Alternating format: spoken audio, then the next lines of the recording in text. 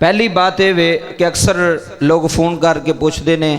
کہ رات نو اگر بچہ ڈر جائے، ستا بچہ ڈر جاندہ ہے، یا کوئی وڈا بندہ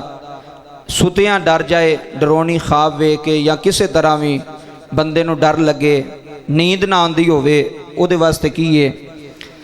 تو بڑا وڈا وظیفہ ہے تے قرآنی وظیفہ ہے۔ میں تونوں یا قرآن وچوں وظیفہ دسنا یا نبی پاک دی حدیث وچوں وظیفہ دسنا۔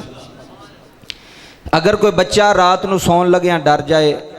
یا سوندا نہیں ویسے ڈردا ہے تو او دے واسطے کی وظیفہ ہے کہ او دی والدہ نو یا والد نو یا گھر وچوں کسے بندے نو بھی جنوں آیت الکرسی ادھے اندر اللہ دی توحید ہے، آیت الکرسی 3 دفعہ پڑھنی ہے، بسم اللہ پڑھ کے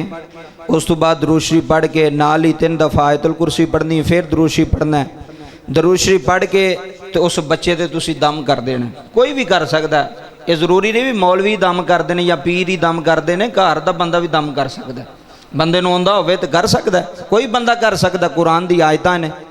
کوئی بھی بندہ کسی دا بچہ بیٹی بیٹا یا کوئی بھی ڈردا ہوئے تو دے واسطے بہت اعلیٰ اور مجرب وظیفہ جے کہ آیت الکرسی درود شریف پڑھ کے 3 باری آیت الکرسی پڑھ کے پھر درود شریف پڑھ کے اس بچے تے دم کر دیو تے انشاءاللہ وہ بچے نو اللہ صحت بھی عطا فرمائے گا اور ڈر تو نجات بھی عطا فرمائے گا۔ دوسری بات، اگر کسی نو نظر بد ہوئے